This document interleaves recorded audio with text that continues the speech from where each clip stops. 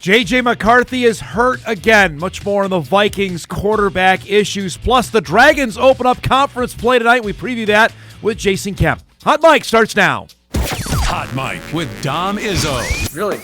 Really, Dom? No. I like what Dom's doing. Okay. Dom Izzo. Jeez, come on, Dom. What do you think I am, a magician? Yeah, I'm fired up, Dom. What else could I say? Absolutely. It was great to get on the field, and then Dom came up to me, and I'm trying to walk away from me. I just wanted to enjoy myself out there. Hot Mike. Great job. There's got to be some kind of intelligent question about something. Coach Dom Izzo, WDAY in Fargo, North Dakota. Can you give me a layup or something? Hot Mike. Presented by Northwestern Mutual. That program is second to none. On the networks of WDAY. You know, if it's not about sports, I find it very hard to concentrate. Here's Dom Izzo. Good Tuesday morning. Welcome to the All Right, Drivers, Pay Attention edition of Hot Mike on WDAY Extra. KSFL, good morning, everybody in Sioux Falls. KNBN in western South Dakota. You're laughing. You got nothing out there. And Inforum.com. Happy Tuesday, everybody. 25th of November. Day out before my favorite movie day of the year, which is resided for Planes, Trains, and Automobiles tomorrow night. That is a Izzo tradition. The night before Thanksgiving is to watch that. So we'll fully preview that tomorrow on the show. And for those that are too young, that have no idea what I'm talking about, set aside, and this is the best part about it, 85 minutes. It's not even an hour and a half long, and find it because it's comedic gold. I don't care what anybody says about, oh, this is the greatest, funniest movie ever. No. Planes, Trains, Automobiles has got it. Lock, stock, and barrel. More on that tomorrow on the show. Now, it's a big day today. Obviously, you saw it outside. Apparently, sources indicate it's snowing. The trip in this morning was without incident, which is good. Lydia said we're going to have something midday today. So for those that are going to be out getting lunch or doing errands or whatever, be careful there. This is my annual old man rant about winter driving that people somehow forget this. My wife said, you sound like a grandpa. I'll take it. I don't care. That once this happens, people have no idea what they're doing when they drive. Without fail, at least the first couple days. So especially now, because we're going to a ton of people driving tomorrow, getting where you got to go for the holiday, let's just keep a heads up. You can't brake now 2 feet before, because you're going to go sliding into somebody else. And I'm my spidey sense even more after I got into an accident in August, and that was the first I've ever been in. My spidey sense is now just crazy, probably to a paranoid level on awareness of where everybody else is. So there's my annual on that. Also, today is a big day here inside our building. Evidently, it is Pie Day here today in advance of the holiday. And Maddie's taking care of this today. We went through the lineup. Now, we'll do our annual Thanksgiving food stuff on our Thanksgiving show of what you have to have, at least for me, the staples. And one of them is either, however you define it, if it's chocolate pie or French silk pie. And Maddie came through. Now, granted, it started now. I don't even know if we have anybody working on the show because apparently they're going around giving out pie at 9. I don't know if there's going to be any left at 11. Fingers are crossed on that. If not, there's going to be some tipped over cars in the parking lot. If not, but because I understand, like, pumpkin's very popular on Thanksgiving. Let me be honest, there's nothing appealing about pumpkin anytime. I'm just going to say it. It's not good.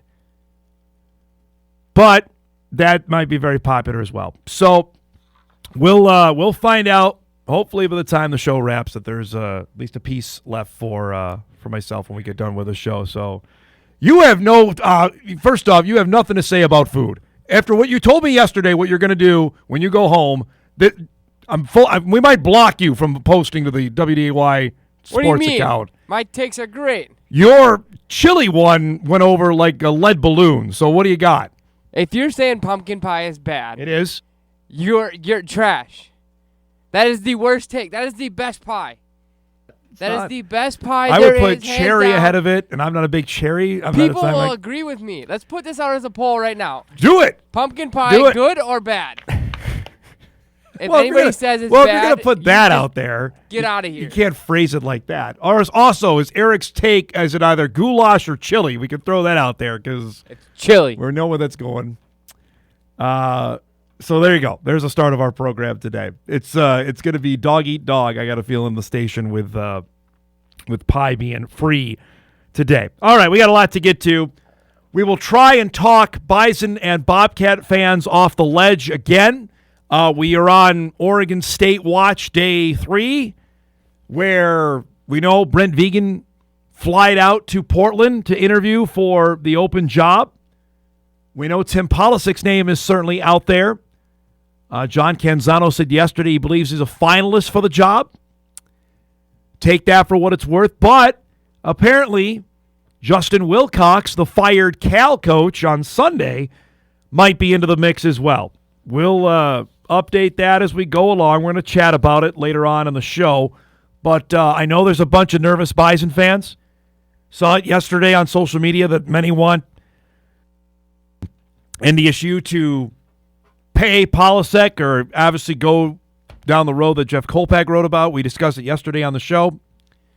As we sit here at 9:05, there is no status change, but that doesn't mean anything can happen between now and 11. So he's scheduled to come by the studio tomorrow. I don't know if that's still going to happen, but we'll see. Obviously, if not, that means there's something probably percolating there. So, and if it's not this one, there's going to be others, folks. I understand it. I think there are some Bison fans that are level-headed on this and understand that the man is going to get opportunities, that it wasn't going to be a 10-year Craig Bowl run. It might even be a 5-year Chris Kleiman or Matt Entz run. It might be 2. Jimmy Rogers went through this at South Dakota State. And this is again why I said this last December, early January, because the Bison fans were dunking on the Jack fans like, oh, you lost your old team. Hello? The same thing could happen here. The exact same thing. And it may not be to the extent of 30 guys. It might be more. It might be less. Just understand that as well and recognize where we're at. You know, you see South Dakota State and the fact that they made the playoffs, won the game they did on Saturday with the losses that they had. And heck, what South Dakota lost?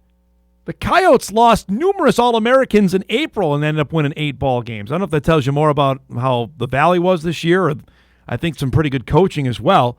But just recognize that this is a possibility. So whatever happens over the next month and a half, because we got signing day a week from tomorrow. Recognize that. That's why this timeline is so pushed up. That it's DEFCON 4 is probably the best way I could describe where Bison fans are at right now. We'll get more on that later on in the show. Timberwolves fans are probably at DEFCON 5 because they can't close out a game. They couldn't Friday night against Phoenix. Last night playing Sacramento, who had won 4 games coming in. The Wolves couldn't do it again last night. They were making shots early. Ant was great. Julius Randle hits a 3, puts them up by 12. It's 71-63 when Edwards drives and scores, puts them up by 10.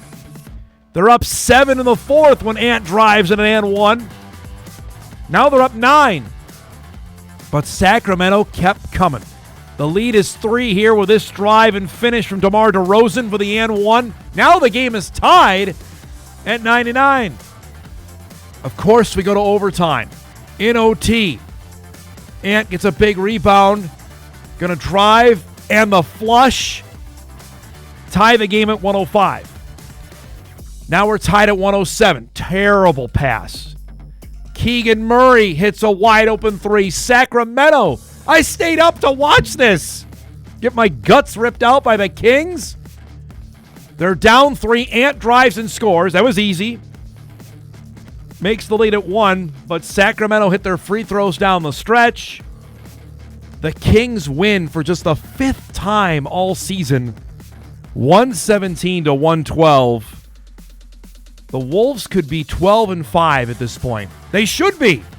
They led both of these games by double digits in the fourth quarter and lost them both. They drop now to 10-7, and oh yeah, you've got Oklahoma City coming up tomorrow night. Ant was great, 43 points. Randall was good. They need a point guard. Conley can't do it anymore. I don't know what they're going to do at that spot. That's a clear deal here because obviously they rolled it back with basically the same team they had minus Naw, and they weren't going to be able to pay him. It ain't good right now. And I mentioned they got the defending champion Thunder coming up on Wednesday, and OKC has lost once so far this season. This is a cup game as well, which the Wolves are pretty much out of it anyway because they lost the game to Phoenix of advancing in the NBA Cup for the third year in a row. So there you have it. Not great. The bigger story going on, this might be something we can do next week on the show, is the lack of media that are following the Wolves on the road. This is a story we've been following for a bit. Obviously, the Star Tribune's not sending anybody on the road. The Athletic rarely does. That there haven't been any reporters in Phoenix or Sacramento to ask Chris Finch about what's going on. Afterwards, that is a indictment more about where the local media is at in 2025 than anything, because fans clearly want it.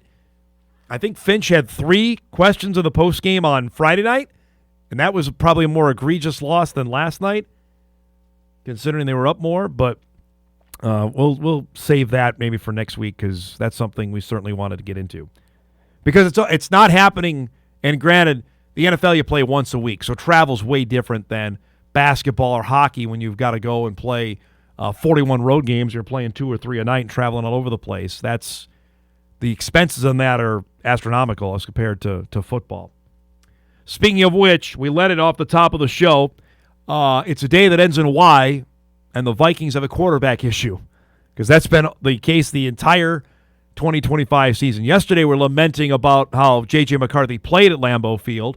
Now, today, we're lamenting that J.J. McCarthy is in concussion protocol.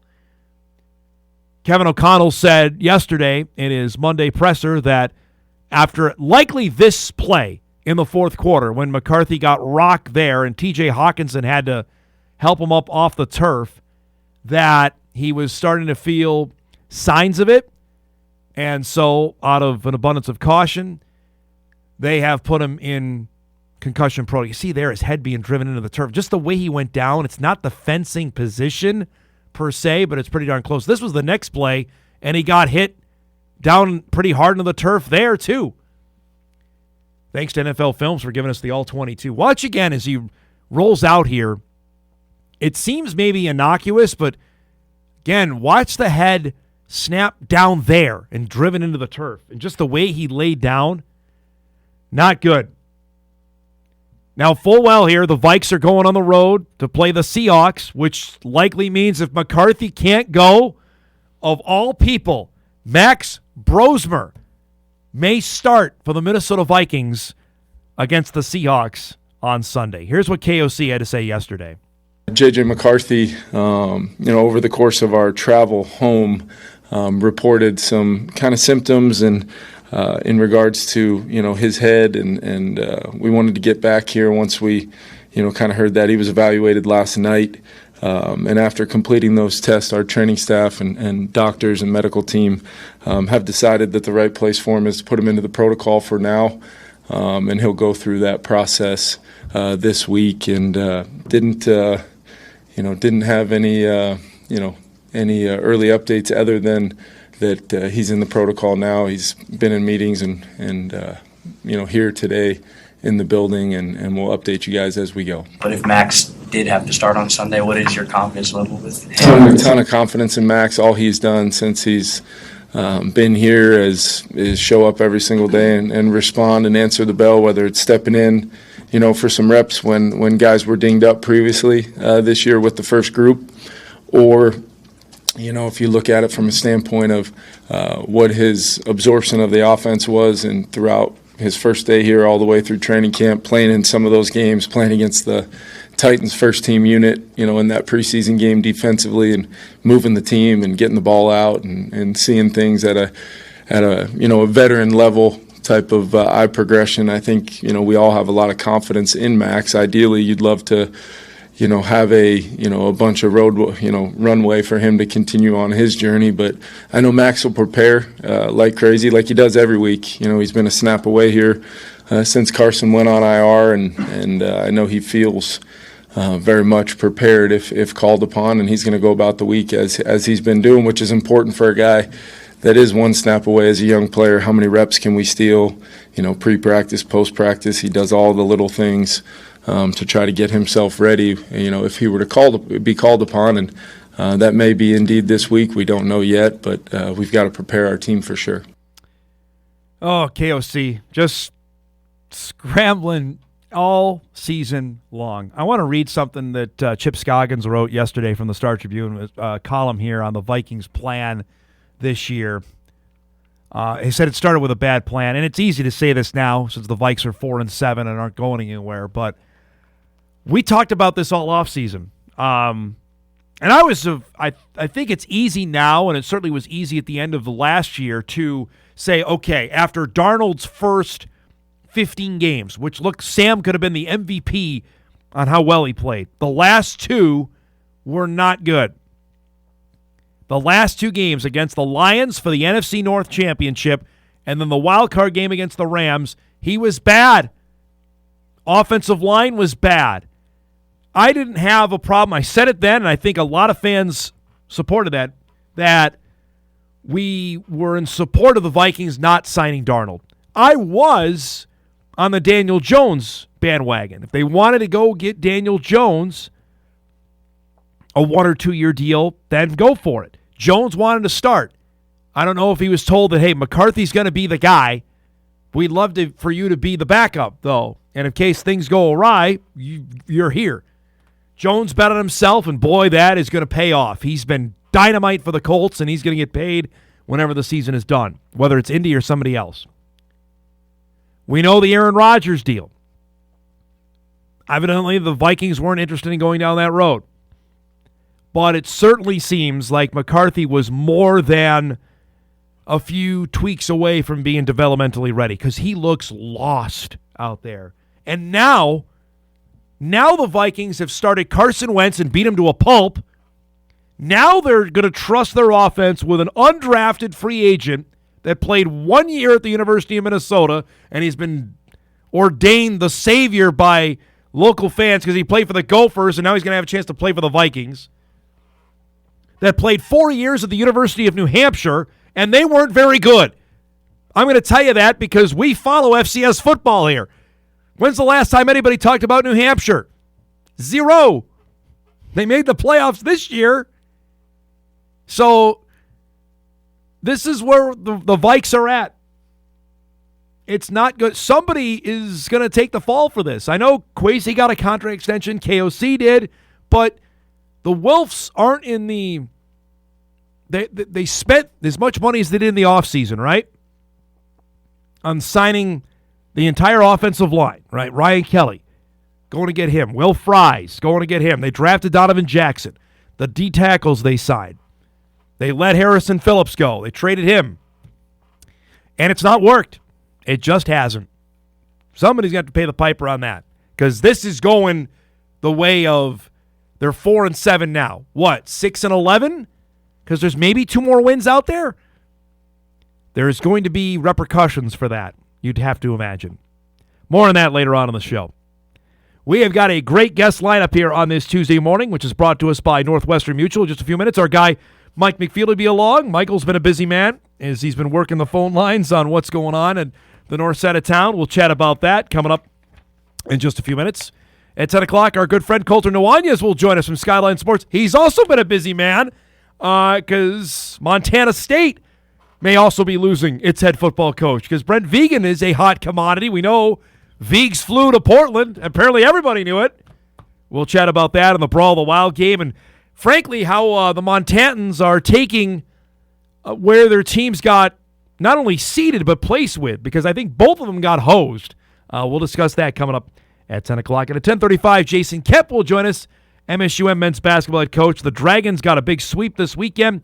They have their conference opener tonight at Nemzik. We'll preview that with Coach Kemp coming up at 10:35. That and a heck of a lot more here on a busy Tuesday. We come back, a deeper dive into the brackets that are out as the 8 first-round games are due on Saturday for the opening day of the FCS playoffs.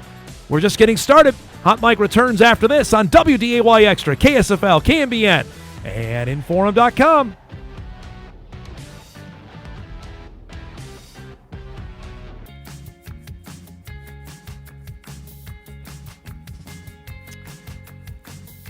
It is a winter mess out there. That's a live look in Wahpeton here on this Tuesday morning. It's coming. It's here, I guess. All right, Eric put it out on our social media. You can go here. Here's our Twitter poll because we've already got some feedback on it. Poll question is pretty simple. Thoughts on pumpkin pie? Love it? Indifferent? Well, these are all kind of the same. Indifferent, don't care for it, not good, are all kind of synonyms of the same thing here. We can just go love it or don't care for it. Emails pouring in on this already. Apparently, I've stirred the hornet's nest. Let's see. When given the option to choose from 20 different options, I'll take blueberry or any other fruit or cream pies over pumpkin, even on Thanksgiving. Another email comes in. Apparently, they are agreeing with me. Pumpkin pie is highly overrated. Pecan pie is where it's at. I can't say I've had pecan, so hey, you're outnumbered on this one there, buddy boy. So there you have it. Votes are coming in. We'll have that apparently before the show is done this morning. Also just into the inbox is the finalists for the Buck Buchanan Award. Yesterday we had the Eddie Robinson finalist. Tim Polisic is on that. There are 30 names here. The voting actually opens today. It closes on Saturday. I am a voter for this. I think they'll whittle it down to 3 finalists that'll be invited to go to Nashville for the awards ceremony. There are a few recognizable names that you will know. Andrew Zock, great sophomore defensive lineman from the Mercer Bears. We saw him up close last year. 41 tackles, 20 TFLs, 11.5 sacks for the 6-seeded Bears. He will be sought after in the transfer portal. I can tell you that right now once the season is done.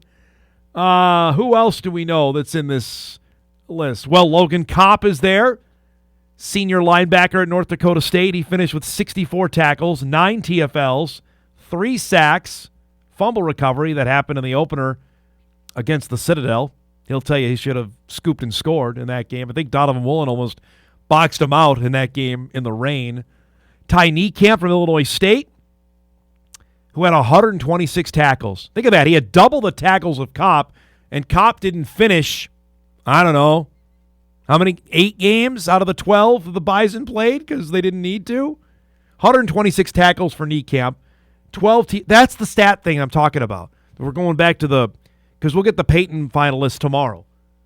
And you're going to see, like, Brungard stat total is crazy. It is. He scored 48 touchdowns. He had to play every snap.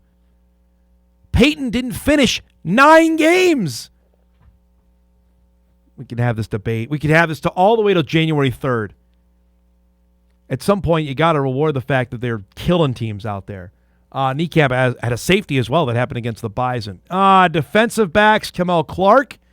I believe he had a pick against the Bison, if I remember right. Caden Dowler, who had a pick 6 against Montana this past weekend. We'll chat about him coming up later on in the show. And then a bunch of other guys that have put up crazy stats. I mean, Wofford won a couple games. They got a guy in here at 85 tackles. Okay, well, they were on the field a lot. So that's the finalist list. Kopp is on there from NDSU. Of course, the only Buchanan winner is our guy Cal Emanuel, won it after the 2014 season. I had an email to ask on yesterday, and we didn't get a chance to. We got a bunch of them yesterday, and I appreciate them all, of who had the quote-unquote toughest path in the playoff bracket once it came out of the Valley teams. Likely it's South Dakota State. The Jackrabbits are up in the top right-hand corner of your screen. They have New Hampshire at home, which they'll win. And then they immediately have to go to play in Missoula, which is going to be incredibly difficult. Although, on the flip side, Montana's thinking, wait a minute, we got seeded third, and we have to play the Jacks. If you win that, you have a possibility of either going across the country to Atlanta or a rivalry game in Vermilion, because I know a lot of people are excited that South Dakota may have a really nice draw, and they do. They have Drake, and if they win that, which they should, it's a rematch of a game played earlier this season, they're going to have a game at Mercer, and Mercer is starting a true freshman at quarterback. They've had a good year, but the way South Dakota's been playing, I don't know, that might be a pick'em game that the Coyotes could have a path to the quarters and maybe see their old friends there, depending on how that game. I mean, that's going to be incredibly difficult for South Dakota State to win that game in Missoula. Incredibly difficult. But if not out of the realm of possibility, I don't think the Grizz are world beaters. And they just got beat at home by Montana State. Now, that'd be something else. They lose back-to-back home games. That'd be a deal. But not out of the realm of possibility. I'd say the Jacks out of the Valley teams. If you're not saying North Dakota State as the quote-unquote easiest path, and I think theirs is not totally conducive of receiving the number one seed, but close. Having a Valley team there off the hop, I'm never a fan of. Illinois State will play the Bison tough if they are able to get past Sela. We'll see. But South Dakota there's a path there. Now, granted, if the Grizz hold serve, then the Coyotes would have to go to Missoula, which I'd imagine be a night game on a Friday night. As long as Montana or Montana State are in the tournament, the ESPN would love to put them on Friday night. So that quarterfinal window is wide open there. So you could potentially watch that. Youngstown, I would tell you, their path, they play Yale in the opening game. They should beat Yale, although I'm super excited to see the Ivy teams play this weekend. And then they got to go to Bozeman. And you could say, well, who knows what's going on with them if their head coach may be leaving. There are distractions out there. Yeah, you don't know. I mean, we'll see. I think, who said it yesterday? It might have been our guy Lane Kiffin.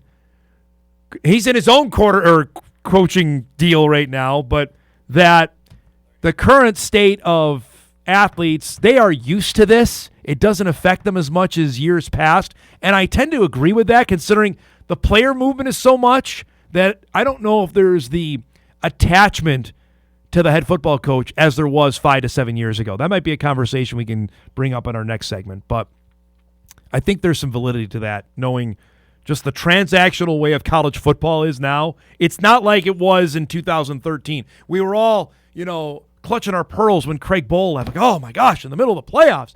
We've done this now 4 times over. Maybe 5 here in the next couple weeks. We'll see. All right, we're due for a break. We come back. Our guy Mike McFeely is waiting in the wings. We'll chat about this and a bunch of other stuff going on here in the local sports world. That's coming up. We come back on a Tuesday morning, a snowy one, on Hot Mike right after this.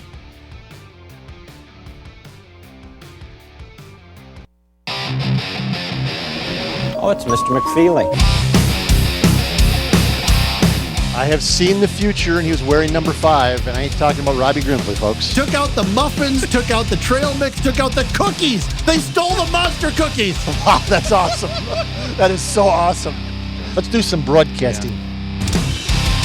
Here he is, our guy Mike McFeely. Joins us each and every Tuesday morning, 9:35. Happy early Thanksgiving, my man. How are you? Gobble, gobble, baby. So I know you're not on the Twitterverse anymore, or as much as you used to. Not as much as I used to be. So our good friend Tim Purden, as you know, is besieging us with Diego Pavia for the Heisman because you have a vote, I have a vote. I saw this on Twitter this morning out of New York City, where we know he sometimes spends some time. That apparently, go ahead, Brody, you can bring this up, that Vanderbilt has a sign saying they're New York's SEC team. This is all Purden's work, isn't it? It has to be. It has to be. I didn't see this.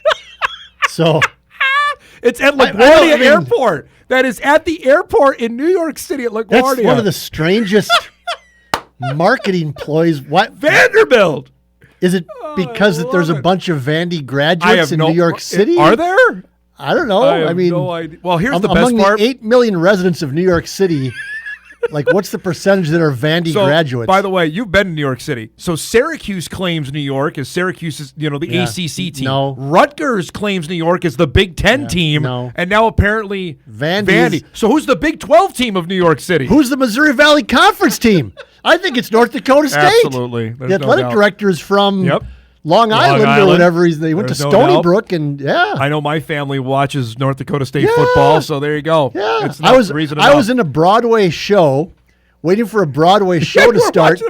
Hadestown, literally with my daughter sitting in our chairs at Hadestown on Broadway on a Saturday night in New York City, and I was watching the NDSU Montana semifinal game on my phone as the curtain was going up. So I think North Dakota State is the Missouri Valley MVFC's of New York City team of New York City. Vanderbilt. It's just awesome. So that's all clearly Purden's doing of what. But it fits though. It's a bunch of hoity-toity. Oh, there's no doubt. Yeah, there's absolutely no doubt about that. All right, so Bison fans are on about DEFCON 5 about their head football coach. Are they? Should they be? Are they? I think so. Well, you made a declarative statement. Are they? I think so. Okay. Knowing the report that came out over the weekend, and you reported this as well, and I know you talked to Tim about it, the John Canzano first to report that Polisic's name was being tied with Oregon State. Yeah, and I just don't get out enough anymore, but I don't know that this is old hat now for NDSU, right? But I think the difference is, and not that Craig Bowl and Chris Kleiman and Matt Entz weren't popular, but Tim Polisic has brought the whole popularity thing to a different level, I think. And I think that people would really like to see him stick around for at least another year. 2 years seems really fast, like really fast. It does. And I know that everything in college football, as I wrote the other day, everything is just sped up now. Everything is, totally. True freshmen are playing a lot now because the coaches are saying, well, I'm going to get something out of them before they leave. Correct. And that's Polisic himself said that. Yes, and that's true in FBS as well. I mean, it's not just FCS, but I think that Tim has people really like him because he's just sort of genuine Midwest, fired up. He says what's on his mind. He says what's on his mind. He's just, he doesn't hide his emotions at all. So I think they'd like to see him stay for at least another year or two. Don't know if that's realistic. Yeah. But I think that would be the angst among NDSU fans. And then, quite frankly, if he does leave, who's next? Yeah. I don't know if there's anybody obvious. I thought Polisic was a pretty obvious choice last time around, either him or Tyler Roll. When the opening came. Yep. Yeah, I mean, but I don't know if there's that obvious person this time around. Yeah. People will point to Grant Olson as the defensive coordinator. Would he be, because he's a former player? Yeah. Would he be the next in line? I don't know. know. But he hasn't, and I've written before that Grant has, like, in a press conference, he's like, you're going, wow, this guy is sharp, man. He's going to be a head coach someday. Yep. He hadn't been anywhere else. He was at Indiana State for a couple years. He hasn't been anywhere else. He's at Wyoming for a couple too. Yeah, I don't know. I mean, that doesn't. Just saying. Yeah, he has. I mean, but Indiana State doesn't count. Was my point. Yeah, I got you.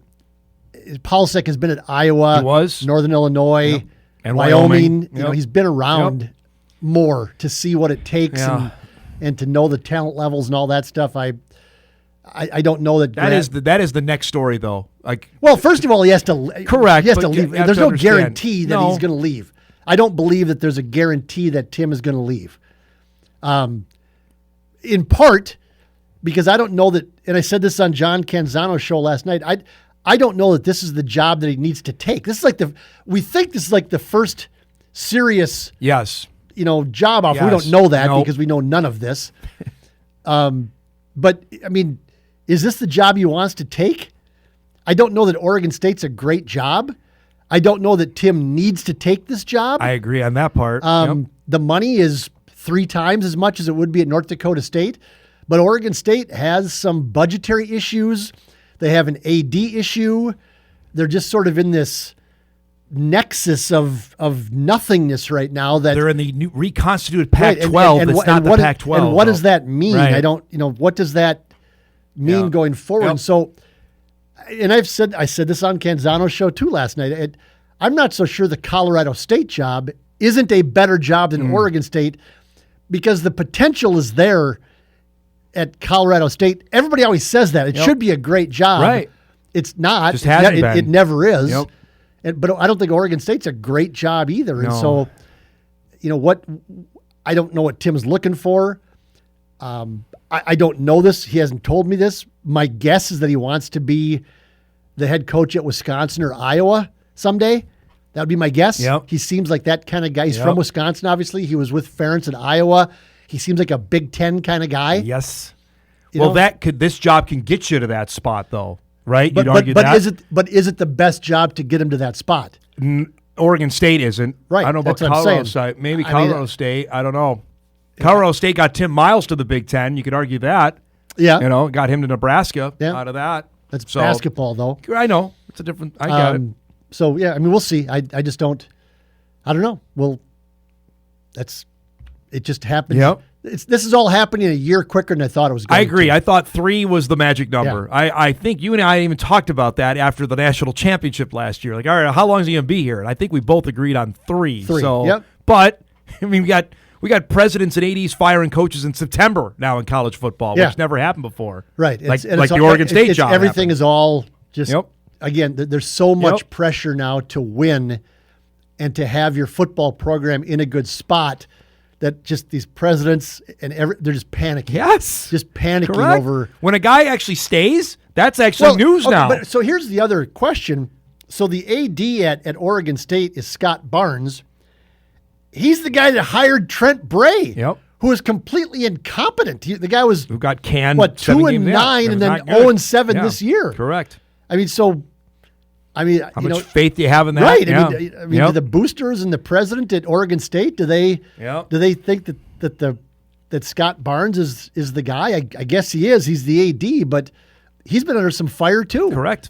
And so if you're Tim, do you want to go into that situation? If your AD is going to be out after a year, correct, or sooner, I don't know. You have no idea. I mean, do you want to get into that situation? And I can tell you this from reporting that's been out there on the new Pac-12 media deal. They asked the ADs to sign an NDA to not discuss what the media deal is. That's not something you brag about if you've got a good deal. So what are they talking about? I mean, $8 million a year, maybe less. I mean, Oregon State was getting $20 million a year from the Pac-12. Oregon State was getting $20 million a year in TV money from the OG Pac-12. Correct. Now they're talking about the number I thought that Canzano had written about was like 8. His estimate is $8 million a year, and we still don't know what network that's going to, or networks that's going to be. We know basketball signed one for the USA Network is going to be on next year, but and Barnes and these guys at Oregon State are saying, well, they've already cut 9% out of the athletic budget, so it's down to like 91.6, which is still a ton of money. But it's if you're not Trump changed compared to what everybody else is doing, if you're losing $12 million a year in TV rights money, counting on, you can't keep spending like you are because you just don't have the money. You don't have the revenues. revenues. You don't have the revenue coming in to do it. Right. I'm not a great economic mind. No, I'm a word guy, not a numbers guy. I'm but I know that 20 is a lot more than 8, especially when you talk about millions. Correct. More of a Cosmo Kramer. Write it off. Just write it off. Economic mind. That's you don't how even I know what that means. No, but they do. And they're the ones who write it off. Our guy Brent Vegan is in the mix, obviously, as the report. Unbelievable reporting on this. I know. Go for it. Go for it. By the way, so I'm not advocating for Polsek to turn this job down if it's offered to him. None of my business. Good luck to him. I hope he wins 50 games there in 3 years and moves on to the Big Iowa. Ten. Whatever. Good for him. Be awesome. Oregon State. An alleged FBS football program. Alleged is a great word for that. Apparently flew a coaching finalist into Portland commercial. Correct. They put him on a commercial flight so that the media got wind of it and met him at the airport. Correct. And so poor Viggs is getting off the plane with his carry-on. and there's some doing great reporting. That's called gumshoe reporting, folks. Yes. Hey, Brent, are you here for the job interview? I can't really say. What's he supposed to say? I mean, really? What are we doing? What did they? I mean, what was Barnes on Travelocity? Going, okay, let's see. What's the cheapest flight from Bozeman to Portland? Because we are a little short on cash right now. We can't do that right now. We could put him on a Spirit Airlines flight at 2:00 in the morning out of Bozeman. He can connect in Denver. Let's see. Then he'd have to wait 3 hours in Denver, and then he could get to Portland. Yeah. Do that. Okay, we'll do that. Yep. You don't have access to a private plane? Evidently not. Like nobody. I thought like the Reeser family. That isn't it like the Reeser Snacks or something? Isn't that the big money behind Oregon? The stadium's named Reeser Stadium. They don't have a private plane. Unavailable. Evidently, they don't have a private plane. Or the one private plane they have access to is being used. Okay, yeah. Let's see. Should we put them on Spirit or JetBlue or Allegiant? Yeah, let's see. Okay, well, hey Brent, don't pack a suitcase because that'd be $50 extra. So just have a carry-on. Yes. Oh my what are we doing here? What are we doing? So that you want to take that job? That's out there. No, go for it. Man, oh man. Okay. Oh, and by the way, you have to drive back to Bozeman. Well, there's a good deal. We'll reimburse you? There's a good deal on Expedia.com for a rental car. You can just leave it in Bozeman when you get there. At the airport. God, what are we doing here? I know. Come on. Speaking of that topic, let's go to break. We come back. The FCS playoff bracket's right up your alley about what are we doing. Am so excited. I know you are. Oh, God. We'll do so that exciting. on the other side of the break. Woo! The Drags play tonight, though, and they're excited about that. Exciting. Hoops. Oh, that camera doesn't look all that exciting. Just nothingness. Back on Hot Mic right after this.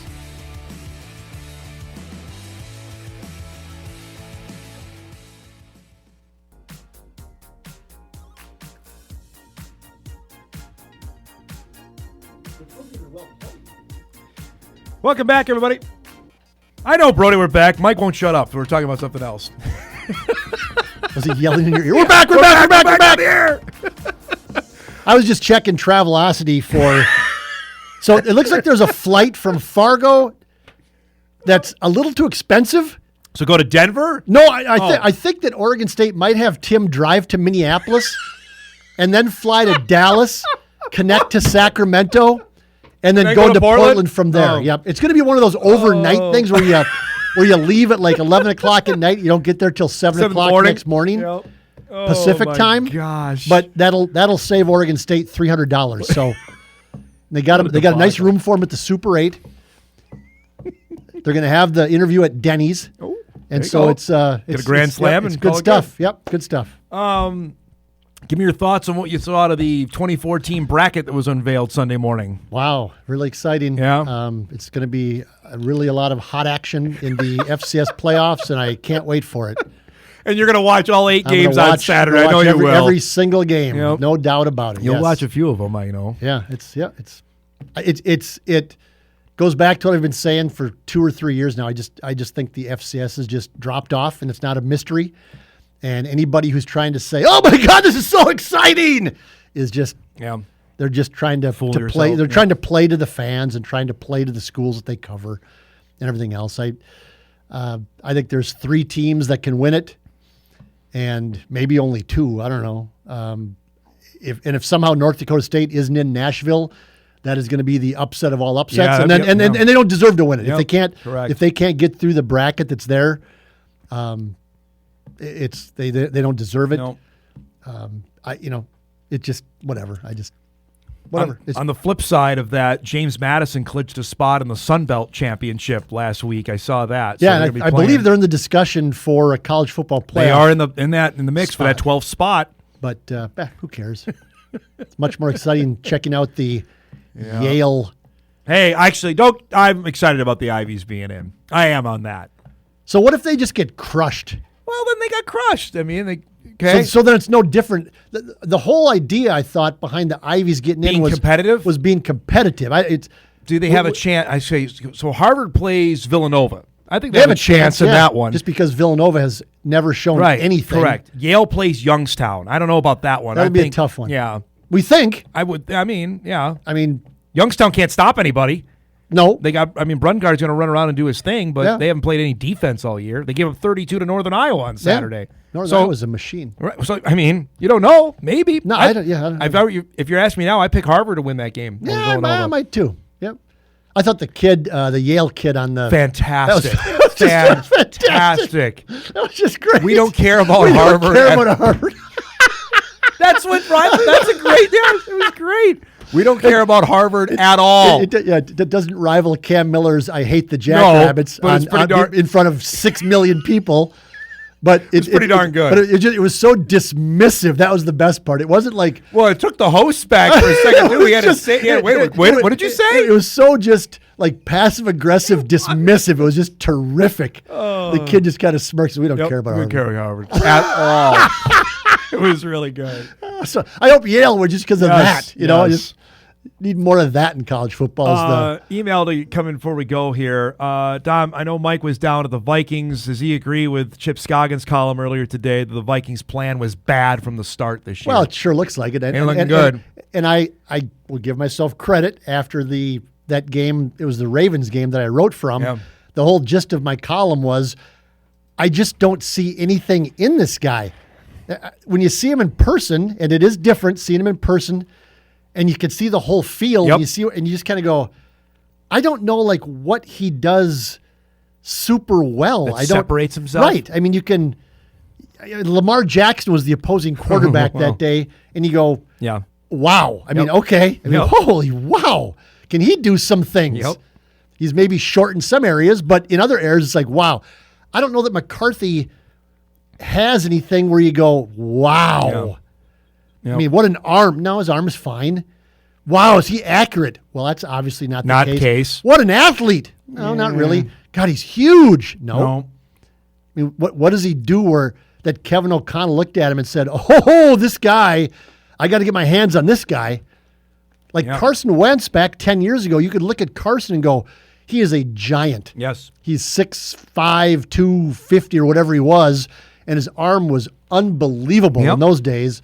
And you went, okay, this is... It's a slam dunk. You understand that. Yep. You look at McCarthy physically and with his arm talent, which is a phrase I love, and you go, I'm just not seeing it. And it's like mentally, he's apparently just a complete mess. Well, yeah, right. You have to reset his neurological pathways, they said last week. I've never played quarterback in my life, and I know that it's a really difficult position to play, but here's the thing you have to do when you're a quarterback. Yes. Get rid of the ball in less than 4 minutes. Yes. Like when you drop back, 4 seconds. When you drop back and you set, throw the ball. Do not, and then run. And then duck your head like this and get buried by 3 guys. I mean, I'm pretty sure that you can't do that. No. And he does that 15 times a game. And then got hurt out of it last week apparently too. So it ain't great. Not for the final 6 games of the year. Max Brosmer. Yeah, here we go. The Max Brosmer era. Wow. With that long, deep history at the University of Minnesota. I talked about it on top of the show.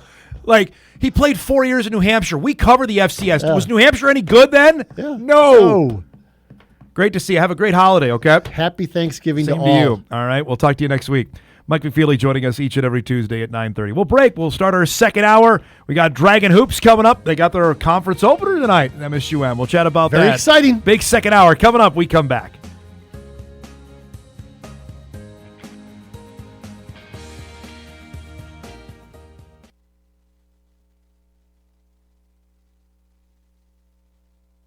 This is Hot Mike. Hot Mike. On the networks of WDAY. Here's Dom Izzo.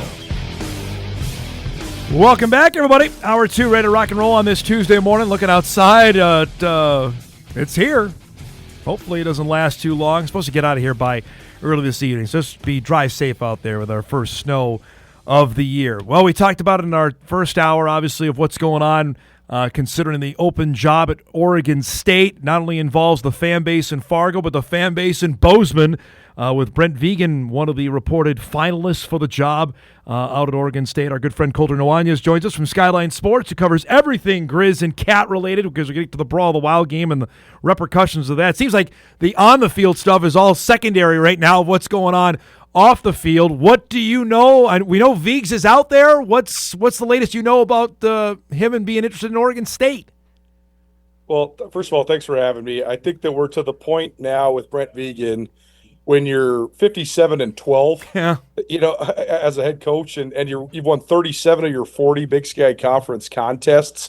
You're coming off your first win in Missoula. Like, he's going to be on every short list that's not, a Big 10, Big 12, SEC, or ACC job, right? Like, if it's a school in the Western United States that plays football and it's not in the Power Four, he's going to be on the list. Yep. I think Tim Polasek is also going to be on the list. That's just kind of how it goes right now. Like, Jason Eck deserves to be probably on the list too, and he's probably knocking on the door being the next guy that's on the Power Four list after what he's done at New Mexico. So, it's not surprising. I don't know. I think at the same time, where there's smoke, there's fire. So obviously, if Vigen's there, he's certainly interested. I also want to know, like, how interested, right? You know him. He's a pretty tempered guy. I think he's very good at sort of dissecting the pros and cons of a situation. Because on one hand, you say, okay, Oregon State, they're going to be in the new Pac-12, whatever that means. That's probably a better job than an FCS job in its totality. They're going to pay you more than $1 million. Okay. But on the other hand, what's the momentum like of the program? And you're taking over for a guy like Trent Bray, who was making $2.2 million to not win a game by the time he got fired. It's a pretty good gig, if you ask me. But is Vigen willing to take half of what the guy before him was getting paid to do the exact same job? Right. I don't know, right? And the other thing is, you look at the base salaries in Montana, they're low. It's just like North Dakota. It's just like South Dakota. But Montana State's done a great job of incentivizing Brent Vigen.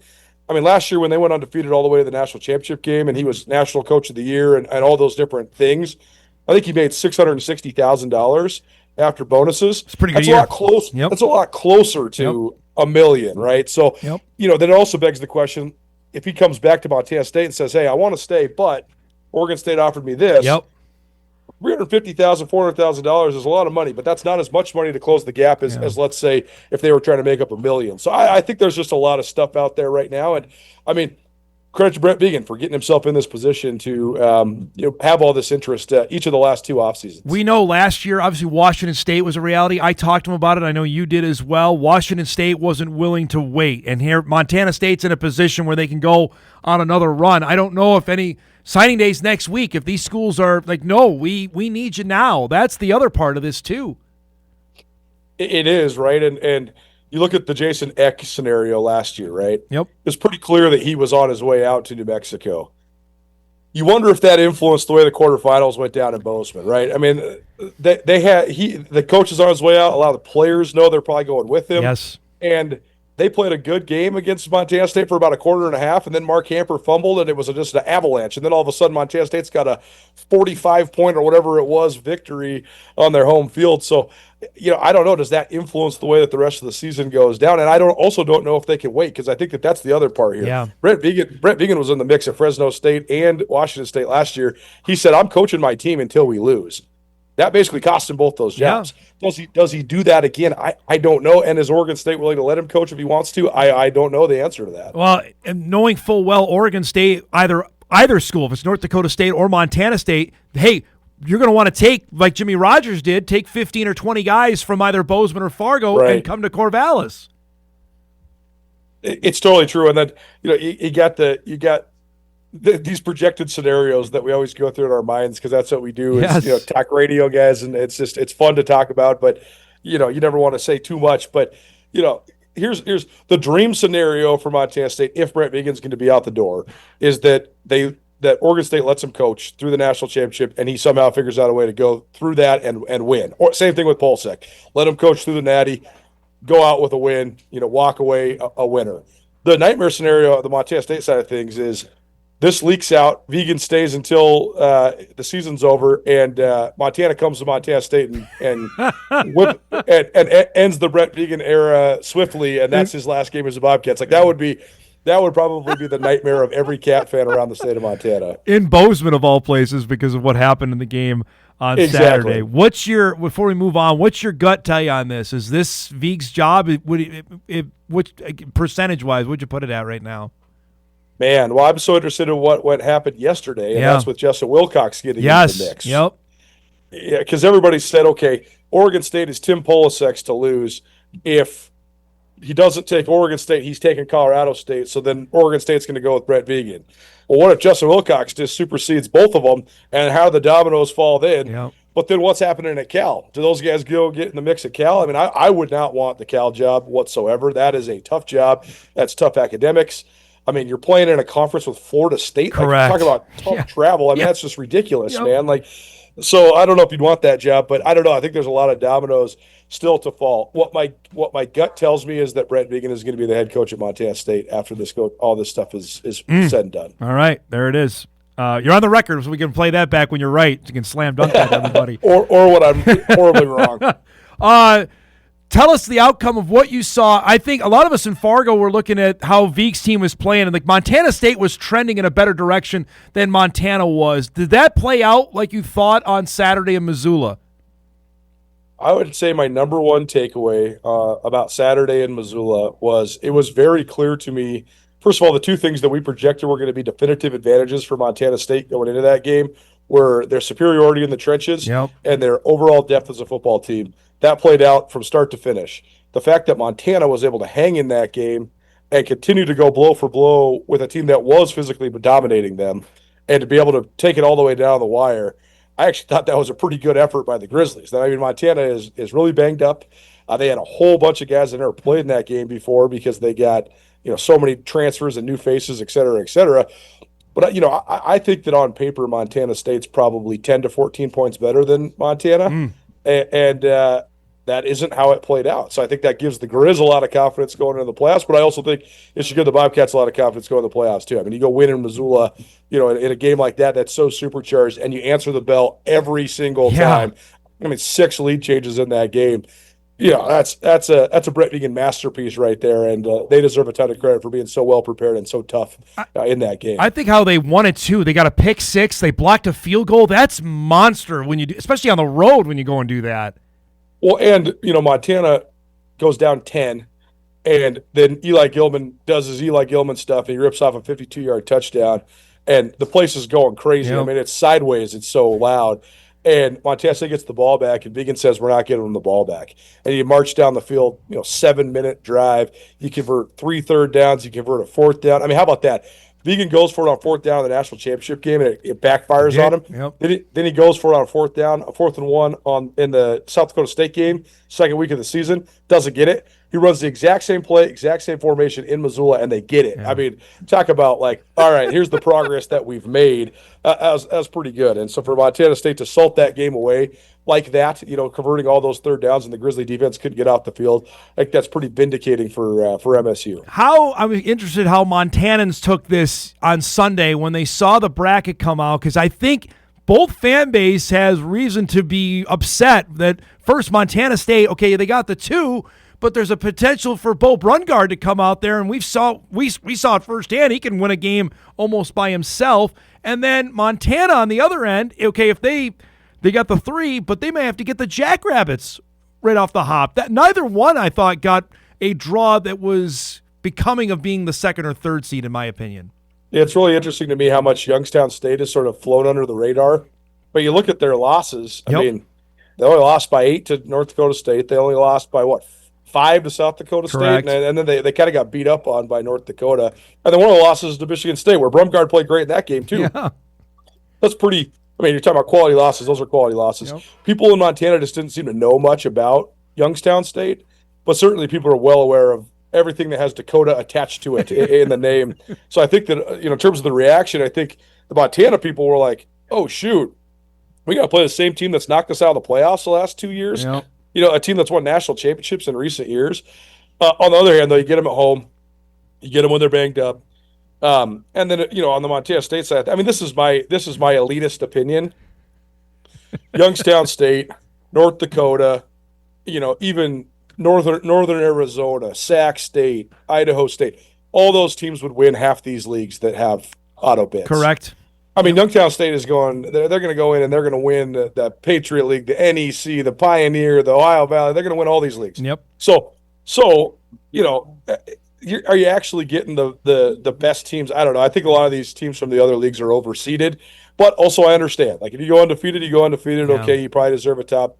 But like, who's winning a game straight up? Stephen F. Austin or Youngstown State, right?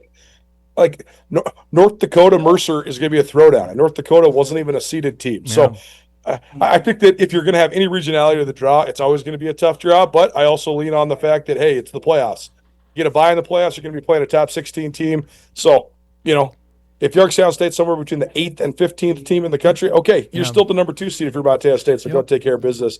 That's the other thing. Teams in the playoffs don't lose a home. No. So, you're right. Not the top 4 seeds. So I think even if you got a tough draw, you know, it is what it is, and I think both Montana schools have still positioned themselves to make runs. Tell me about Davis. You saw them up close a couple weeks ago. We tried to stay up late to watch the Saturday night game in Bozeman. They ended up getting the 8. I was surprised at that, considering they had the one less game against Mercer didn't end up hurting them in the end. They finished 8-3. Yeah, and first of all, I think masterful job by Tim Plow. They've had 15 season-ending injuries, including to their 2 best defensive players. I mean, talk about terrible luck and bad decision-making. Rex Connors, who's the best defensive player in the Big Sky Conference, he gets hurt on he's a safety. He gets hurt on a wildcat 2-point conversion play against Weber State. I mean, come on, man. Like, you've probably been begging coach for 4 years to let you have one, and you're winning in a game, and then you bust your collarbone, you're out for the year. Like, come on, man, that's crazy. But to be able to navigate all the injuries and to be able to do it with the redshirt freshman quarterback and Caden Pinnock, pretty impressive. Yeah, I think Davis is a good team. They are not in the tier of North Dakota State, Montana State, and probably South Dakota State when they're healthy. I would probably think they're probably not even the same tier as North Dakota. I don't know. I didn't follow North Dakota as much after the first half of the season. I don't know how that team finished 7-5. I think they're pretty dang good. Yeah, they had all their 5 losses were by 17 points. So I mean, they were in that's what got them into the tournament. But frankly, that they had the number 1 strength of schedule. That's what got them into the field, and there's people thinking they can make some hay on their side. I have to ask you before we let you go, the universal hatred of Sac State, did that flow throughout the Big Sky this year? Did you see that up close? It was the wildest thing I've ever seen, Dom. Like at the Big Sky kickoff. Yeah. First of all, these guys roll into media days wearing cowboy hats. That's Montana State's thing. Yeah. Montana State is in a cowboy state. Correct. It used to be a cowboy town. And, I mean, Montana State has real cowboys on their team. I mean, their captain last year is literally a cowboy from Millstone, Montana. So when the guys from California roll in there wearing cowboy hats, the Montana State guys are like, what is going on here? And then they were, like, totally avoidant of everybody. Mm-hmm. Like, they only did their required, like, Scripps Sports TV media. They were, like, absent of, all of the media table. It was so bizarre, man. And then, you double down and you start a fight with Montana before you get your butt whipped on national TV. Yep. Then you triple down and you blame it on the refs. Then you quadruple down and you get a free win from the officials. And it was just like the whole league was the whole league was like, hey, don't let the door hit you, man. See you guys later. Have fun with your 4 games on your schedule next year. It was like the number 1 thing that's ever brought the Big Sky Conference together. Everybody was on the same page. It was pretty interesting to watch. Will anybody schedule them? Because they need games. Apparently, they're going to be FBI. Like, is anybody in the conference going to schedule them? That's so interesting, right? Because if they actually get FBS designation, but they can't fill games, is there a scenario where they have to come to Missoula or Bozeman or Davis, right? Like, what happens to the Cosway Classic? Yeah. Is that game a game that's continued to be played? And if so, if it's scheduled at Davis's place, does Davis have to pay an FBS school to come to their house? But then do you get to beat an FBS team on their home field? Yeah, true. Like, I mean, if they do get FBS designation and I'm Montana or Montana State, I'm going all in. I'm saying, hey, we're going to pay you an FCS rate to come here. We'll pay you $200,000 to come to our place, and then see if you can get an FBS win on your home field. Because I think that would be so advantageous. But I don't know what they're going to do. The president's talked all this mess about how they're going to be in an FBS conference. I just don't see it. I don't know where. I don't know how. I think they've really dug themselves a hole. It's great to see you, bud. I know you're busy all week. Have a great holiday and enjoy the playoffs. We'll talk down the road, okay? Hey, thanks for having me. I listen almost every day. You guys are the best. Thanks, bud. There he goes. Colter Nuanez joining us from Skyline Sports out in Montana. Give us the lowdown on what Vieg's status is there at Montana State and getting ready for the playoffs. All the Big Sky teams all got seeded. Cats got the 2, Grizz got the 3, Davis got the 8. So unlike the Valley, they have the weekend off where the Valley has 5 teams playing this weekend. All right, we got to get caught up. We got a bunch of emails. Apparently, we stirred up the hornet's nest on the pie chatter. Much more as we roll on. Jason Kemp coming up in about 15 minutes as well. We'll talk some Dragon Hoops as we roll on a snowy Tuesday morning. We're back after this.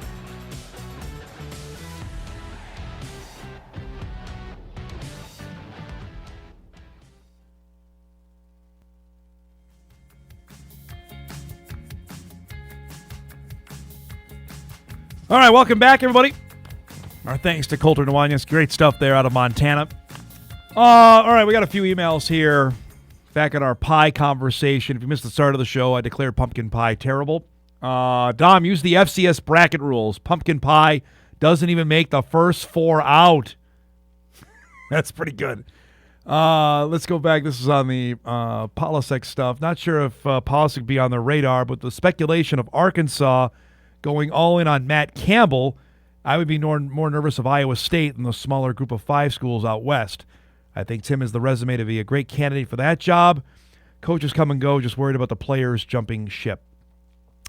And that last part is probably the one. There's 2 things to me on this. Polisek's going to go whatever is going to happen. If he's going to stay, fine. If he ends up leaving, to me, then the story becomes more on who's the next coach and who's staying and who's going. Right? South Dakota State had to act quickly to get Dan Jackson lined up. And even still, they had 30-some-odd departures. And it's not all, and I think we tried to hammer this point home yesterday when Kolpak was in, that not all of them went with Rogers to Washington State. There's a couple guys that are playing at Northwestern. There's a couple guys playing at Iowa. There's a couple spread out over other FBS schools. That's the thing on this for whoever, and if it ends up happening. You know, I mean, there's no guarantee that this is going to go down, but if it does, then it's a free-for-all. And I can tell you there's 20 players that come to my mind that have multiple years of eligibility. Like, that is going to be hard. Now, the Jacks kept a few. Christensen was the big one. Mason was the big one they kept. And obviously that helped for this year. But I think what you've seen throughout the 12-game year is the depth. Yeah, they kept maybe 13, 14 really good guys. It's the guys behind them that was the rub, right? Because if he moved everybody up from the seniors that left, either that graduated or ended up going in the portal, okay, the next group up, the 2s become the 1s. But that's the 3s, maybe the 4s that are being asked to play because of injury. That's when you have the issue. And I think that's not exclusive to South Dakota State. I think the same can be said here. Every team's going to say we love our depth, right? We recruit great. We've got great players everywhere. But I think in their heart of hearts, coaches would look at it and say, well, okay, if we lose this guy, and then this guy, we might be really thin at position X, Y, and Z. You know, cornerback, safety, linebacker, or running back, tight end, wide receiver. You name it. It's the natural order of things of where we're at in this division. Another email. Dom, hindsight is always 20/20. Viking fans are willing to judge Darnold by a couple of bad games. Now everyone seems to be doing the same with McCarthy. Darnold had a lot more experience than JJ. A month ago, McCarthy was deemed a sure thing by many experts. Seems like a little more patience is needed. There is no more patience in this world on anything. Doesn't have to be sports related. Nobody has any time for anything to develop. No, we need it now. Actually, I needed it yesterday. That's just the nature of things. And frankly, in an era where there is nonstop sports chatter, nonstop NFL chatter, and I'll just say this as someone who works in television, they have an hour to fill, or you have 3 hours to fill. What are we going to talk about today? Right? There's only so much you can do on Dallas, although everybody talks about the Cowboys or the Chiefs, whatever. You got to fill it with something. And frankly, McCarthy's play has given plenty of examples to chat about because it's not been great. But the point is made. Against, right, the fourth quarter against the Bears, he's the guy. He's going to be the dude. Or the game against the Lions when he came back. Oh, my gosh, he's got it. They're going to be great. And clearly that has not panned out here over the last 3 games. Now, to me, like I said yesterday, the last 6 are going to be really interesting to see how this goes. And if he can't play now, if he's hurt, that delays the decision on all this, right? About what they have to do in the offseason. And I'm not saying draft the guys. Are they going to bring in an experienced veteran backup so they're not in this spot in game 4 or 5 if he gets dinged up that Max Brosmer is the guy? Because I know there's been plenty of speculation or rumor mongering that they didn't want to play Brosmer because what if Brosmer comes in and plays well? Then O'Connell's got an even bigger problem because, wait a minute, the undrafted guy came in and played better than the 10th overall pick. But the 49ers would sit here and tell you, we lived through that when Trey Lance was out of the lineup and Brock Purdy came in. Brock Purdy was pretty darn good. Last night notwithstanding. Because Purdy wasn't good, the 49ers still won the game. But you'll take that. If you're winning games, coaches and general managers, they don't care. Kyle Shanahan came here, right? They put all their eggs in the basket of coming to Fargo because they were all in. Him and John Lynch, both on Trey Lance. Both of those guys still have their jobs. You know why? Because they pivoted to Brock Purdy. They lucked into that, and Purdy became a superstar and took him to a Super Bowl. And Trey's now on his 3rd different team. It's the crazy business of how that league works. And the Vikes might be right back in that cauldron now. We'll see. All right, let's break. We come back. We're going to chat some hoops. Jason Kemp will join us, MSU men's basketball head coach. Dragons have their conference opener tonight. We'll preview that when Hot Mike returns after this.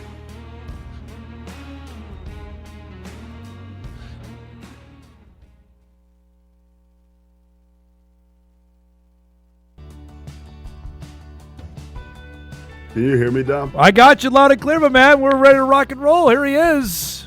Back on a Tuesday morning. I don't know. Can we do an on-air production meeting? Can we do these kind of regularly on Tuesdays? Are you good at 10:30, Jason Kemp? Will that work for you? I can hop in. I can't promise you what's gonna happen. We just had a fire alarm over here at Nimbic. So that means we're gonna be on fire tonight. That's what I'm hoping. See, he's ready to rock and roll. First, congratulations on first head coaching win over the weekend. Tell me what that was like Friday night after picking up the win on Friday. Well, after our week in Kansas, the weekend before, I put myself on the hot seat. But we were able to rectify some things and play really, really well. It kind of galvanized my thought, and that I think we have a lot of talent in our program. I think it's about blending the new with the old and eliminating some old habits to get these guys on the same page. And they did their best to flip the switch and play well last week, so I'm excited. Well, you didn't ease into the schedule who you played. I mean, Washburn's really good. Pitt State's really good. Describe what that level of competition did for your team. Yeah, well, I think Coach Berge built that schedule around, being in that upper echelon and having a top 5 team in the country. And so that's all credit to him. Now we got to trudge through that thing. And to be honest, I couldn't be more pleased with how our guys have handled it. We had our struggles in Kansas, but, coming back and having a crack at another top 25 team, I think it's proof positive that they feel like they're good enough to be a top 25 team. And to be able to get that win was really good for our spirit. How did you celebrate that one on Friday night? So the typical water bath with the water bottles, that was fine, but Rod Payne emptied out the Gatorade container on our new locker room floor. So there was some maintenance going on in the locker room after the game. We got it back where it needs to be. What color Gatorade? You remember? I don't even know. All I know is I got waterboarded. Couldn't breathe. Oh, man. To have, okay, so you got a couple in your back pocket, and now here you go. It's right into conference play. Basically, you just started the season. You're playing a league opponent. How much does that change? Or is like, you know what, it's just the next opponent. This happens to count differently because it's a league game tonight. Yeah, I've tried to get them to wrap their mind around the idea that every game in conference play is going to feel like Washburn and Pitt State. You know, regardless of who we're playing, everybody knows everybody's tendencies. Everybody their level of physicality is gonna be so much higher. And so I'm trying to get them to understand that. It's one of the reasons why I brought Coach Walthall in yesterday to talk to the team, is that I like who has a better understanding of the level of intensity that you have to play at to be able to win night in and night out in the NSIC. I have to ask you about what Dom Gooden did. 43 points off the bench. Is that just crazy? Like, hey, we got to start you now after what he did on Friday for you?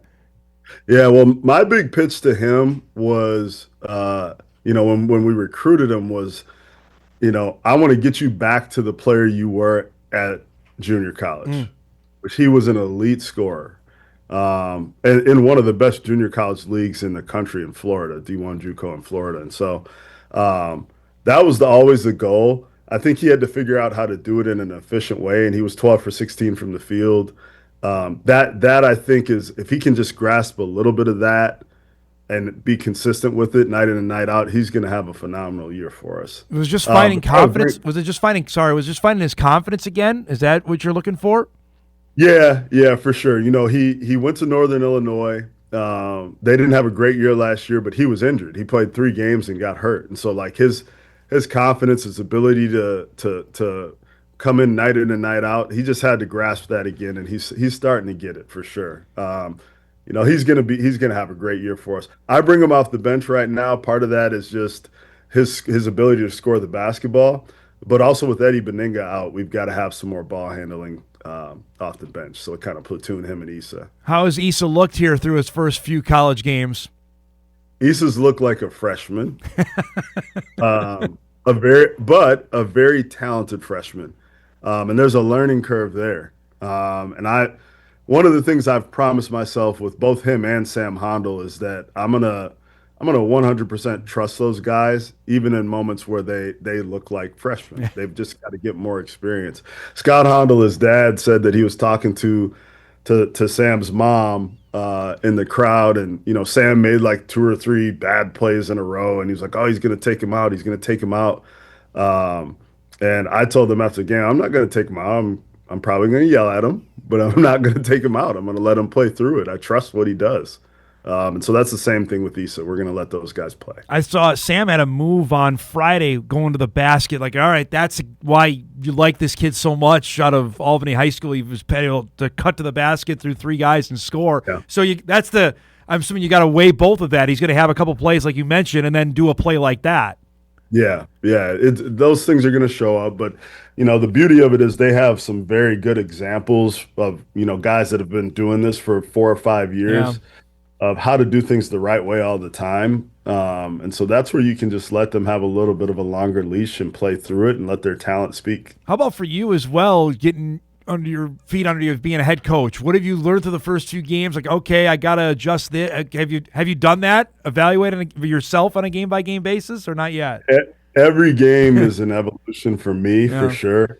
I certainly have had some moments where, I've thought about, a timeout. I've thought about, the coach from Black Hill State, who's a phenomenal coach. He's been to a Final Four. He actually challenged a call in the game and didn't get it.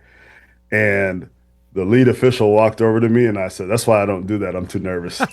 It's just going to be a process for me to get super comfortable in my own skin. But I do know that from a decision-making standpoint, I'm going to continue to try to be rigid and confident in what I'm doing. What have you noticed, like, okay, maybe from game 1 to game 4, like, all right, I would have done that the first game that I didn't do it this time around. Anything come to mind?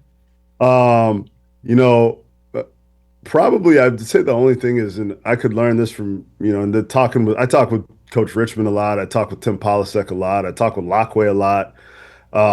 really leaning into your offensive and defensive principles and base offense and base defense, but also as a coach, having things ready for when it's not working. It's I guess as a first-time head coach, you get your plan in and you feel like there's no way anybody's going to stop this, but just being able to change courses quickly throughout the game, I think that's somewhere where I've grown a little bit here. I know you mentioned to me over the summer about the alumni wall, I saw it yesterday. You mentioned it on social media that the Chad was by. Why was that important to have something like this with your program, and how has that been embraced by your former players? Yeah, and I think people forget. Most people in the Fargo-Moorhead area remember me from NDSU, but there would have been no NDSU without MSUM first. And so I was here in 2004, 2005. And I remember all the names of Dave Shelhaas and Brett Beeson and, all the way through Chris Anderson that was here when I was here, and Blake Strouth. And so, and then all the Walthall years that I wasn't here, there's been a lot of great things and great people and great players at this school that deserve to be celebrated. And if you celebrate them appropriately, they'll want to be involved with what's going on currently. And I just felt that it was so important to get those guys back involved. We had a golf outing this summer, and we had about 50 basketball players and also people from the community. But to be able to grow that, like I want to have 75 to 100 next year. And it's not all about just having a one-day celebration, on Alumni Day every year. It's more about bringing them back into the program. So my idea was that if we put a wall up and we have everybody sign it, you never leave the locker room. You're always a player in our program. And so that was my whole goal there. Yeah. How's that been embraced so far? Looks like it's gone over really well. Yeah, they like it. Like anytime anybody's in town, we get the Go team over with John Webking, and they do a video or take some pictures, and we put it out there on social media. I've encouraged all of our alums to get back and sign and be a part of what we do for a day and watch practice. So I think they've really liked it. Now, Thanksgiving goes hand in hand with football, but it also is college basketball. And from all your time, I know you've went all over the place. Can you give me like the wackiest place you spent for a holiday tournament that comes to mind? Well, we played at Ohio University. We played in the Diamond Head Classic. I guess that wasn't wacky. It was actually paradise.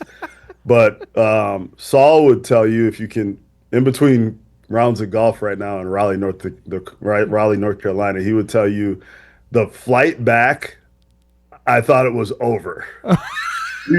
we flew right through a storm. It was the most terrifying thing I've ever experienced.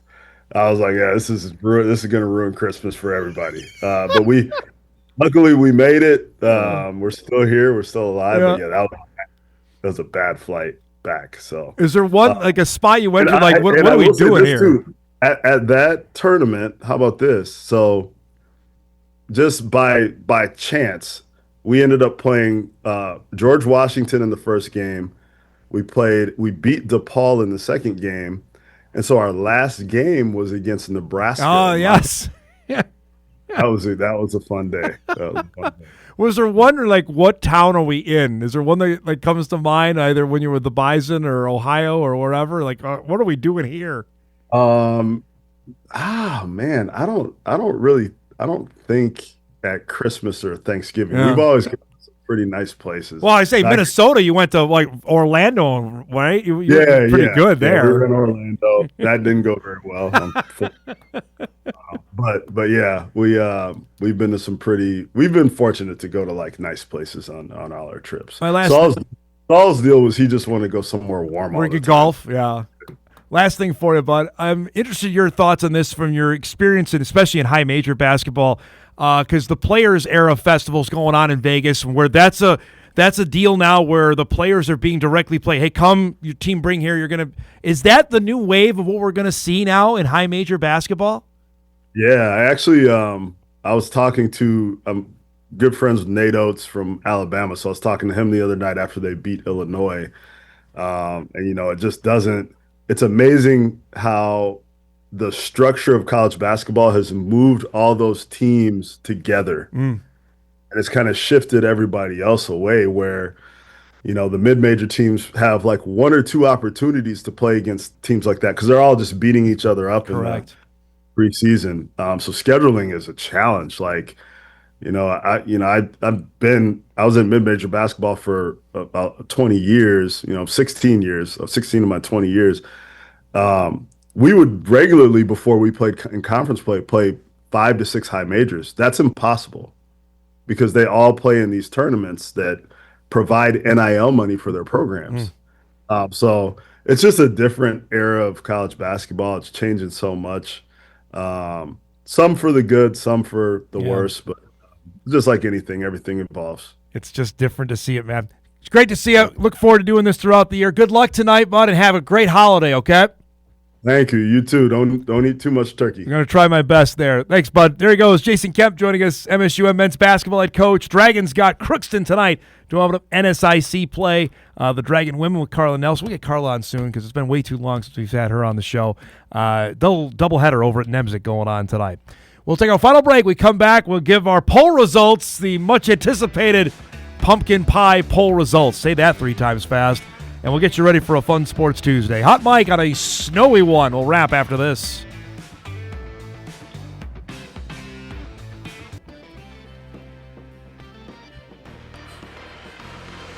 All right, wrapping up our Tuesday Spectacular. DL is snow-free. It's coming that way. Just looked at my driveway cam. It's got to be shoveled. Job for the Jackman when he gets home from school. Later today. Yeah, right. All right, a couple things here before we go. We have the finalists are out for the Walter Payton Award. 30 guys there. The Buchanan was out earlier. Again, the voting begins today on that. Again, I'll raise my hand. I am a voter on this. Of the quarterbacks, Kalia Ayat from Montana, Braden Atkinson, the Mercer quarterback, Bo Brungard from Youngstown State. Teron Dickens from Western Carolina is there, as is Justin Lamson from Montana State, as is Cole Payton from North Dakota State, DJ from Southern Illinois. Running backs that you would know, L.J. Phillips is there from the University of South Dakota, is on that list.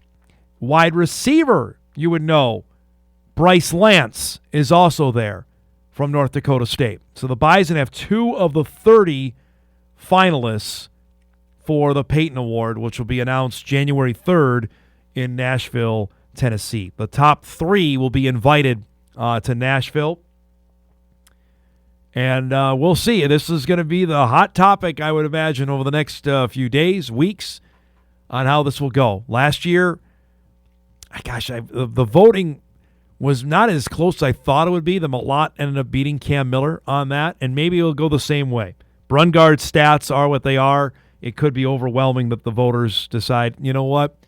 Guy was 48 touchdowns and got his team to the postseason over a guy that was unbeaten and didn't play the finale of 9 of 12 games. That maybe that's... I think everybody knows where I stand on it. It's not that I call the Bison games. I'm telling you that 2 years in a row that the Bison have the kind of team they have and they can't get the Payton winner, that just...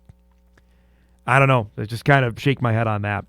How about some baseball news? Our old friend, Sonny Gray, is on his way out. He's heading back to the American League. Ken Rosenthal reporting that Gray has been traded from the Cardinals to the Red Sox. Contract being reworked to a 1 year plus mutual option. 2026 salary will be $31 million. Again, the Twins weren't going there. We know that. Mutual option buyout of 10. Gray essentially getting $41 million. 41 for Sonny Gray? What was Sonny Gray's record last? The Cardinals were terrible. He couldn't have been over 500 or maybe 500 last year with St. Louis. That is a lot of money for a guy that's well past 34. There you go. 14-8? Really?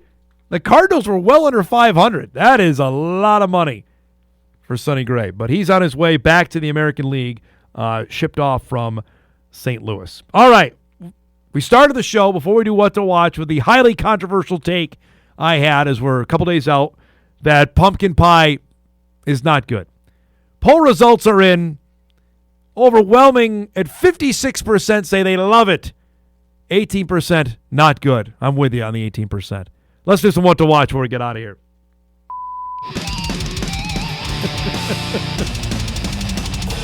I see you 18%ers. Yeah, we got Maction coming up today. We also have our game of the week. It starts with hockey. Shanley and North, 7 o'clock tonight on WDAY Extra. Maction at 3:30 tonight. Bowling Green and UMass. Michigan and Auburn hoops, 7:30 on TNT for that one. If you want to stay up late, the Clippers and the Lakers coming up tonight, 10 o'clock. That's exclusive on Peacock. We got to roll.